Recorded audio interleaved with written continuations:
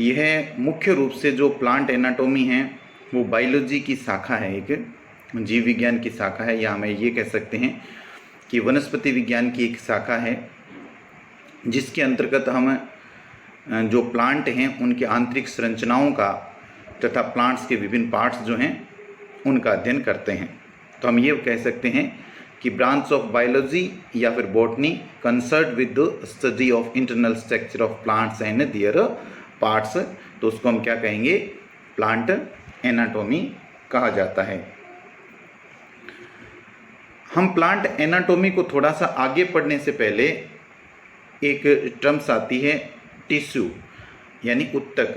उत्तक क्या होता है? उत्तक पढ़ने से पहले एक और शब्द आता है हिस्टोलॉजी। हिस्टोलॉजी होती है स्टडी ऑफ टिश्यूज, यानी उत्तकों का जो अध्ययन है उसको हमें हिस्टोलॉजी कहते हैं। चाहे उत्तक हम पढ़ें एनिमल्स में पढ़ें, चाहे हम प्लांट्स में पढ़ें, यानी कि दोनों तरफ ही हम जब उत्तकों का अध्ययन करेंगे, स्टडी ऑफ टिश्यूज करेंगे, तो किस टर्म का यूज करेंगे? हिस्टोलॉजी कहेंगे हम, यानी कि उत्तकों के अध्ययन को हम क्या कहते हैं? हिस्टोलॉजी कहते हैं। What is tissue? उत्तक हैं क्या? A group of cells that are similar in structure and function. कोशिकाओं का एक समूह जो समान हो संरचना के अंदर और कार्य के अंदर। हम कह सकते हैं कि कोशिकाओं के एक समूह जो संरचनात्मक और क्रियात्मक रूप से कोशिकाओं का एक समूह जो होता है वो किसका निर्माण करता है? उत्तक का निर्माण करता है। हम यदि उत्तकों की बात करें तो एक बड़े स्तर पर तो उत्तक पादप उत्तक और जंतु उत्तक होते हैं, लेकिन हम यहाँ पर जो फोकस कर रहे हैं, इस चैप्टर के अंदर जो फोकस कर रहे हैं वो हम प्लांट टिश्यू पर कर रहे हैं, यानी कि पादप उत्तकों पर हम कर रहे हैं। तो टाइप्स ऑफ टिश्यूज की बात करें तो type of tissues plant tissue and animal tissue, और जो फोकस है हमारा वो किस पर है? प्लांट टिश्यू पर। तो प्लांट टिश्यू जो हैं वो मुख्य रूप से दो प्रकार के जो बांटे गए हैं, मेरिस्टेमेटिक टिश्यू और परमानेंट टिश्यू। मेरिस्टेमेटिक टिश्यू को हिंदी में बोलते हैं विभज्योतक और परमानेंट टिश्यू को बोलते हैं स्थायी उत्तक। जो विभज्योतक होता है वो इस प्रकार का उत्तक होता है जिसका अंदर जो कोशिकाएं जो होती हैं उत्तक के अंदर, उनका जो सेल साइकिल है कोशिकाओं का लगातार चलता रहता है। अर्थात विभज्योतक कोशिकाएं जो होती हैं उनका जो सेल साइकिल लगातार चलता रहता है, अर्थात कोशिकाएं जो होती हैं ना वो विभेदित नहीं होती, अर्थात अविभेदित कोशिकाएं होती है मेरिस्टेमेटिक टिश्यू के अंदर। और जो परमानेंट टिश्यू जो होता है, परमानेंट टिश्यू एक स्थायी उत्तक होता है, और स्थायी उत्तक उस उत्तक को कहते हैं जिस उत्तक के अंदर जो कोशिकाएं जो होती हैं उनका सेल साइकिल रुक जाता है, अर्थात सेल साइकिल नहीं चलता, अर्थात उस कोशिकाओं के अंदर विभेदन हो जाता है, डिफ्रेंशिएशन हो जाता है, उस प्रकार के उत्तक को हमें परमानेंट टिश्यू कहते हैं। मेरिस्टेमेटिक टिश्यू जो होता है ना उसकी कोशिकाएं ही विभेदन करना बंद कर देती है, या हम कह सकते हैं कि जो मेरिस्टेमेटिक टिश्यू जो होता है उनमें भी जो विभेदन की क्षमताएं आ जाती है या विभेदित हो जाती हैं तो वो परमानेंट टिश्यू का निर्माण करती हैं। मेरिस्टेमेटिक जो टिश्यू है उसको तीन भागों में बांटा गया है, एपिकल मेरिस्टेम, इंटरकैलरी मेरिस्टेम और लेटरल मेरिस्टेम। यदि हिंदी में बताएं तो एपिकल मेरिस्टेम को कहते हैं शीर्षस्थ विभज्योतक, इंटरकैलरी मेरिस्टेम को बोलते हैं अंतर्विष्ट विभज्योतक, और लेटरल मेरिस्टेम को बोलते हैं हम पार्श्व विभज्योतक। मेरिस्टेमेटिक टिश्यू की कैरेक्टरिस्टिक्स क्या है? यदि हम उसकी विशेषताओं की बात करें कि जो विभज्योतक है वो किस प्रकार का बना हुआ है, तो विभज्योतक की जो कोशिकाएं जो होती हैं वो आकार में क्या होती हैं? छोटी होती हैं, स्मॉल सेल्स होती हैं सभी प्रकार की। जैसे आप डायग्राम में देख रहे हो आपकी स्क्रीन के ऊपर, कोशिकाएं जो होती हैं वो स्मॉल होती है। डेंस साइटोप्लाज्म होता है उनका, जो कोशिकाएं जो होती है, कोशिका को जो कोशिका द्रव्य होता है वो क्या होता है? सघन होता है, डेंस साइटोप्लाज्म होता है। थिन सेल वॉल होती है, उसकी जो सेल वॉल होती है प्रत्येक कोशिका की, जो कोशिका जो भित्ति होती है वो क्या हो जाती है? थिन होती है, पतली होती है। लार्ज न्यूक्लियाई होता है, अंदर जो है बड़ा केंद्रक होता है, जैसे आपको डायग्राम में दिख रहा है कि प्रत्येक जो कोशिका है उसके अंदर एक बड़ा, जो ब्राउन कलर का यहाँ दिखाई दे रहा है वो उसके अंदर बड़ा केंद्रक होता है। और नो वैक्यूल्स, इनके अंदर किसी भी प्रकार की जो वैक्यूल्स जो हैं वो नहीं होती है, और नो इंट्रा सेल्यूलर स्पेस, यानी कि इंटरसेल्यूलर स्पेस इसके अंदर पाया नहीं जाता है, कोशिकाओं के बीच के अंदर अंतरकोशिकीय स्थान नहीं पाया जाता है। हम किसकी बात कर रहे हैं? मेरिस्टेमेटिक टिश्यू की विशेषताओं की बात कर रहे हैं कि एक मेरिस्टेमेटिक जो टिश्यू होता है विभजोतक होता है, उसकी कोशिकाएं क्या होती हैं? छोटी होती हैं।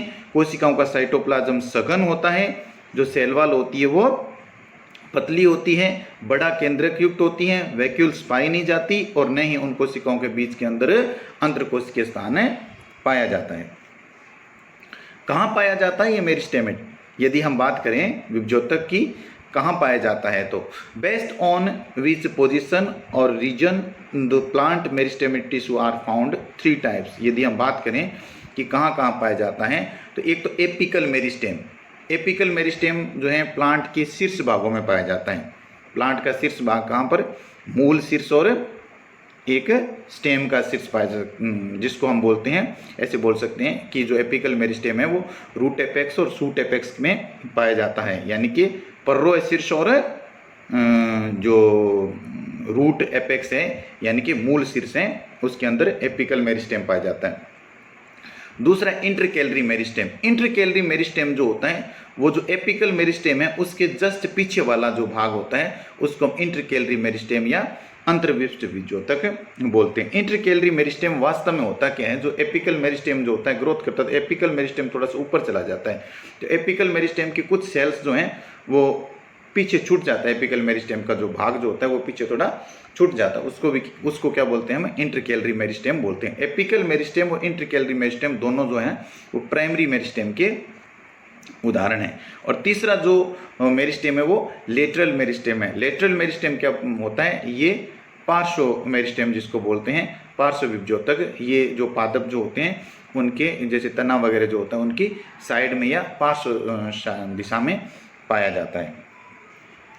Type of meristem. यदि हम टाइप ऑफ मेरिस्टेम जो पीछे हमने बात की थी इसको हम थोड़ा डिटेल में यहाँ पर डायग्राम के साथ समझ सकते हैं कि apical meristem present tip of root and stem. तो मैंने अभी चर्चा की थी ना कि present tip of root and stem, stem और रूट की टिप पर पाया जाता है, जिसकी रूट जो होती है उसको रूट एपेक्स बोलते हैं और स्टेम जो होता है उसको हमें शूट एपेक्स बोलते हैं। उसकी टिप में पाया जाएगा, क्या करेगा? Help to increase the length of root and stem. Apical meristem क्या करता है? लंबाई में वृद्धि करवाता है, किसकी? रूट और स्टेम की। दूसरा इंटरकैलरी मेरिस्टेम, जो मैंने कहा कि जब वृद्धि होती है एपिकल मेरिस्टेम की तो उसका ही भाग पीछे की तरफ छूट जाता है, जिसको हम क्या बोलते हैं? इंटरकैलरी मेरिस्टेम बोलते हैं। जैसे डायग्राम में साफ दिख रहा है, base of leaves and internode of twigs, यानी कि ये जो है आधार में पाया जाता है, किसकी? पत्तियों के, और इंटरनोड वाले जो भाग जो होते हैं उनके आधार में इंटरकैलरी मेरिस्टेम में पाया जाता है। टाइप ऑफ मेरिस्टेम की यदि तीसरे की बात करें तो वो कंटिन्यू में हम बात करें तो लेटरल मेरिस्टेम। जो लेटरल मेरिस्टेम है जैसे कैम्बियम, उसके अंदर रूट स्टेम ग्रीथ है, वो वेस्कुलर कैम्बियम और कोर कैम्बियम ये जो है लेटरल मेरिस्टेम के ही एग्जाम्पल हैं। तो ये क्या करते हैं? लेटरल मेरिस्टेम जो है ये क्या करता है? मुख्य रूप से पादप जो है उसकी मोटाई में वृद्धि करवाता है। लेटरल मेरिस्टेम ये पार्श्व भाग के अंदर पाया जाता है। अब हम परमानेंट टिश्यू की बात करते हैं। जो पीछे हमने बात की थी वो जो चर्चा की थी उसकी हमने जो मेरिस्टेमेटिक टिश्यू की बात की थी। अब परमानेंट टिश्यू की हम बात करें तो परफॉर्म स्पेसिफिक फंक्शन, ये क्या करते हैं? विशेष कार्य ही करते हैं। नो एबिलिटी टू डिवाइड, यानी कि परमानेंट टिश्यू जो होता है उसकी कोशिकाओं के अंदर विभाजन की क्षमता नहीं होती। कि शुरू में हमने आपको बताया था कि स्थायी उत्तक की कोशिकाएं जो होती हैं वो विभाजन की क्षमताएं खो देती है, या हम ये कह सकते हैं कि उनकी कोशिकाओं के अंदर सेल साइकिल जो होता है वो रुक जाता है। और जिस कोशिका के अंदर सेल साइकिल रुक जाता है, मेरिस्टेमेटिक सेल जो होती हैं वो परमानेंट टिश्यू का निर्माण कर लेती है। Termed as permanent tissue as they have permanent shape, size and function। तीनों तरह से ये यानी कि परमानेंट ही होते हैं। Process by which cell form by meristematic tissue become a permanent tissue is called differentiation. तो हम वही बात यहाँ बताई है कि जो मेरिस्टेमेटिक टिश्यू की जो सेल्स हैं वही परमानेंट टिश्यू का निर्माण करती है। मेरिस्टेमेटिक टिश्यू के अंदर डिफरेंशिएशन हो जाएगा यानी कि विभेदन हो जाएगा, तो उस हम कोशिका को हम क्या कह देंगे? हम परमानेंट टिश्यू बोल देंगे या परमानेंट टिश्यू की जो कोशिकाएं बोल देंगे। विभेदन कैसे होता है? कि जब वो सेल साइकिल से हट जाती हैं, अर्थात उनमें विभाजन की क्षमता नहीं रहती। परमानेंट टिश्यू की यदि बात करें तो परमानेंट टिश्यू को भी दो भागों में बांटा गया। हम वहां पर यदि बात कर रहे थे ना किसकी, मेरिस्टेमेटिक टिश्यू की। मेरिस्टेमेटिक टिश्यू को हमने तीन भागों में बांटा था। कौन कौन सी, एपिकल मेरिस्टेम, इंटरकैलरी मेरिस्टेम और तीसरा जो था लेटरल मेरिस्टेम। और जो परमानेंट टिश्यू है उसको इन्होंने दो भागों में बांटा गया है। एक तो सिंपल परमानेंट टिश्यू और एक complex permanent tissue. Simple permanent tissue का मतलब है साधारण स्थायी उत्तक और कॉम्प्लेक्स है जटिल स्थायी उत्तक। जो साधारण है उसके अंदर पेरेन्काइमा, कोलेन्काइमा और स्क्लेरेन्काइमा तीन भागों में बांटा गया। पेरेन्काइमा को कहते हैं मृदुत्तक, कोलेन्काइमा को कहते हैं स्थूलकोणोत्तक और स्क्लेरेन्काइमा को कहते हैं दृढ़ उत्तक। और जो कॉम्प्लेक्स परमानेंट टिश्यू है उसको दो भागों में बांटा गया, जाइलम और फ्लोएम के अंदर। जाइलम और फ्लोएम के अंदर जटिल स्थायी उत्तक दो भागों में बांटे गए हैं। सिंपल जो परमानेंट टिश्यू है उसका हम वर्णन करें तो जो सिंपल जो परमानेंट टिश्यू हैं, tissue which are made up of similar type of cell, यानी कि जो सिंपल परमानेंट टिश्यू होगा वो एक ही प्रकार की कोशिकाओं से बना होता है, समान प्रकार की कोशिकाओं से बने होते हैं। जिसमें पहला जो पार्ट है वो है पेरेन्काइमा। पेरेन्काइमा को हिंदी में बोलते हैं मृदुत्तक।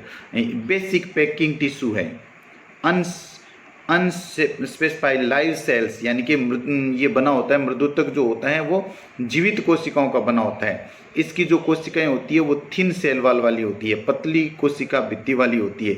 इंट्रासेल्युलर स्पेस प्रेजेंट इसमें होता है। जो जो पेरेन्काइमा है यानी कि मृदुत्तक है, मृदुत्तक ये इसके अंदर इंट्रासेल्युलर स्पेस भी होगा, थिन लेयर होगी प्रत्येक सेल्स की, और ये एक परमानेंट टिश्यू है जो सिंपल परमानेंट टिश्यू का एक प्रकार है। क्या काम करता है ये, सपोर्ट टू प्लांट, प्लांट को जो है सहायता प्रदान करता है, यह सहारा प्रदान मुख्य रूप से जो करता है। स्टोर फूड, इसका जो मेन कार्य जो है ना पेरेन्काइमा का, जिसको हम क्या बोलते हैं, मृदुत्तक बोलते हैं। मृदुत्तक का जो मेन कार्य है वो भोजन का संग्रह करना है। स्टोर फूड, भोजन का संग्रह करता है। स्टोरेज किसका संग्रह करेंगे, न्यूट्रिएंट्स का एंड वाटर का, यानी कि भोजन का मुख्य संग्रह कौन करता है, मृदुत्तक। मृदुत्तक का मेन यदि कार्य है तो आप ये लिखे होंगे कि मुख्यतः ये भोजन संग्रह का कार्य करने वाला उत्तक होता है। पेरेन्काइमा के यदि हम टाइप की बात करें, ये पेरेन्काइमा जो है ये कितने प्रकार का होता है। यदि पेरेन्काइमा यानी कि मृदुत्तक हैं, उन मृदुत्तक के अंदर यदि क्लोरोफिल सेल्स हैं, क्लोरोफिल यदि प्रेजेंट है तो इस प्रकार का जो मृदुत्तक है पेरेन्काइमा को हमें क्लोरेन्काइमा बोल देंगे। इस प्रकार का पेरेन्काइमा जिसके अंदर क्लोरोफिल प्रेजेंट है तो उसको क्या बोल देंगे, हमें क्लोरेन्काइमा बोल देते हैं। और क्लोरेन्काइमा जो होता है वो किस में हेल्प करता है, हेल्प इन फोटोसिंथेसिस से, प्रकाश संश्लेषण के अंदर ये हेल्प करता है। दूसरा टाइप है पेरेन्काइमा का, वो है एरेन्काइमा, वायुत्तक। एरेन्काइमा क्या करता है, parenchyma with air cavity in aquatic plants help in floating, यानी कि पेरेन्काइमा का एक इस प्रकार का प्रकार, यदि पेरेन्काइमा के अंदर यदि एयर कैविटी है तो उस प्रकार के हम पेरेन्काइमा को क्या बोलेंगे, एरेन्काइमा बोलेंगे। और एरेन्काइमा उन प्लांट्स में पाया जाता है मुख्य रूप से जैसे हाइड्रोफाइट्स में, जिनकी जो पत्तियां जो होती है ना, उत्प्लावकता के कारण पत्तियां तैरती रहती हैं प्लांट्स को, या प्लांट्स के जो भाग जो होते हैं उनको फ्लोटिंग कराती हैं। एक तीसरा प्रकार और है पेरेन्काइमा का, सैटेलाइट पेरेन्काइमा। सैटेलाइट पेरेन्काइमा को हिंदी में बोलते हैं ताराकित उत्तक, और इसकी जो कोशिकाएं होती है वो नुकीले सिरों वाली होती हैं। तो ये भी एक प्रकार है पेरेन्काइमा का। और पेरेन्काइमा के जो हमने तीन प्रकार पढ़ लिए, उसके बाद कोलेन्काइमा। कोलेन्काइमा को बोलते हैं स्थूलकोण उत्तक, tissue responsible for flexibility in plant. पादपों के अंदर जो उत्तक जो होता है वो मुख्य रूप से फ्लेक्सिबिलिटी के लिए जिम्मेदार है, यानी कि किसके लिए जिम्मेदार है, फ्लेक्सिबिलिटी के लिए, लचकता के लिए जो जिम्मेदार उत्तक है उसको बोलते हैं हमें collenchyma. Supporting and strengthening tissue, ये क्या करता है, जो सहारा प्रदान करता है और दृढ़ता प्रदान करने वाला उत्तक होता है। इलोंगेटेड शेल होती है इनकी, और इरेगुलरी, ठीक, थिकन यानी कि इसके ऊपर थिकनिंग होती है, जो इसके साइड के जो दीवार जो होती हैं उसके अलग अलग कोणों के ऊपर विशेष प्रकार की थिकनिंग होती है। लेस इंट्रासेलुलर स्पेस, बहुत कम मात्रा में इंट्रासेलुलर स्पेस पाया जाता है। लिविंग मैकेनिकल टिश्यू होता है, यह एक प्रकार का जीवित यांत्रिक ऊतक होता है जो प्लांट के अंदर स्टेम, लीव्स, उनको पत्तियों को टूटने फूटने कटने से बचाता है कोलेनकाइमा, क्योंकि इसके अंदर क्या होता है फ्लेक्सिबिलिटी के कारण जो पत्तियां जो होती हैं वो टूटती नहीं हैं, स्टेम जो होता है वो भी टूटता नहीं है, अर्थात ये पादप को अंदर फ्लेक्सिबिलिटी यानी कि लचकता प्रदान करता है। ये एक प्रकार का जीवित यांत्रिक ऊतक होता है कोलेनकाइमा, जो दूसरा प्रकार हम बता रहे हैं इसका। स्क्लेरेनकाइमा, स्क्लेरेनकाइमा को हिंदी में बोलते हैं दृढ़ ऊतक। Tissue responsible for stiffness in plant, long narrow and dead cell, मृत कोशिकाओं से बना हुआ, लंबी संक्रिय और मृत कोशिकाओं से बना हुआ होता है स्क्लेरेनकाइमा या दृढ़ ऊतक। इसमें भी थिकनिंग होगी, सेल वॉल जो होंगी उन पर थिकनिंग होगा, made of cellulose and lignin. Lignin और सेल्यूलोज जो होता है ना उसकी इसमें थिकनिंग होगी, यानी कि जमा हो जाता है किसके अंदर, स्क्लेरेनकाइमा के अंदर, यानी कि दृढ़ ऊतक के अंदर। Simple pits are present in thickening cell wall, और साधारण प्रकार के जो पिट्स पाए जाएंगे, गर्त जो हैं उसमें स्क्लेरेनकाइमा के अंदर पाए जाएंगे। No intracellular space, intracellular space इसमें होता नहीं है। टू फॉर्म ऑफ स्क्लेरेनकाइमा, दो प्रकार हैं इसके स्क्लेरेनकाइमा के, एक तो होती है स्क्लेराइड्स और एक होते हैं फाइबर्स।